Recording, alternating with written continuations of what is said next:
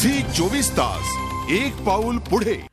आणि महाराष्ट्रातल्या दुष्काळाचा मुद्दा आगामी काळात राजकीय हत्यार बनणार हे स्पष्ट झालंय।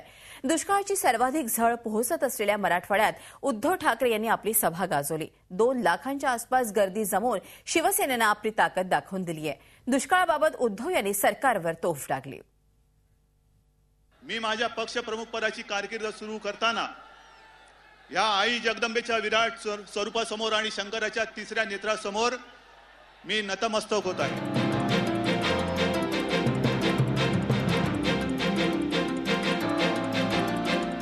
अशी काहीशी भावनिक साथ घालत उद्धव ठाकरेंनी दुष्काळात होरपळत असलेल्या मराठवाड्यातील जनतेला दिलासा देण्याचा प्रयत्न केला। आपल्या पहिल्या सभेत त्यांनी सरकार विरोधात रणशिंग फुंकलं आणि आपण दुष्काळग्रस्तांच्या पाठीशी असल्याचा ठाम विश्वास त्यांनी मराठवाड्यातील जनतेला देण्याचा प्रयत्न केला। काय कर्ज स्थगिती देऊन तुम्ही काय करणार? आणि मग जे आमच्या अर्जुनाला कळतं ते सत्तेमध्ये बसलेल्या गदड्यांना कळत नाही। हा मराठवाडा जो आहे तो भीक मागणारा नाहीये। आम्हाला हक्काचं पाहिजे, आम्हाला कर्जाला स्थगिती नकोय, आम्हाला कर्ज माफ म्हणजे माफ पाहिजे।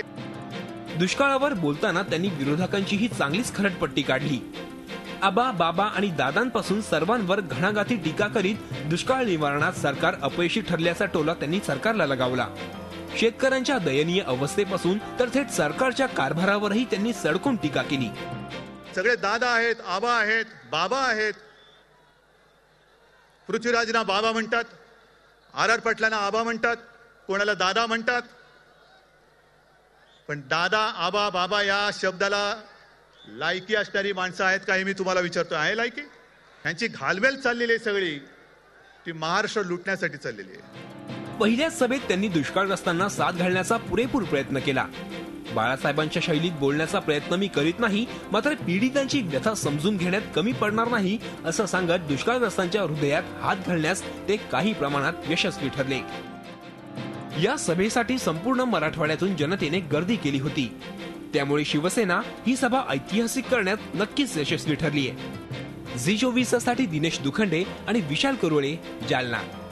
झी 24 तास एक पाऊल पुढे।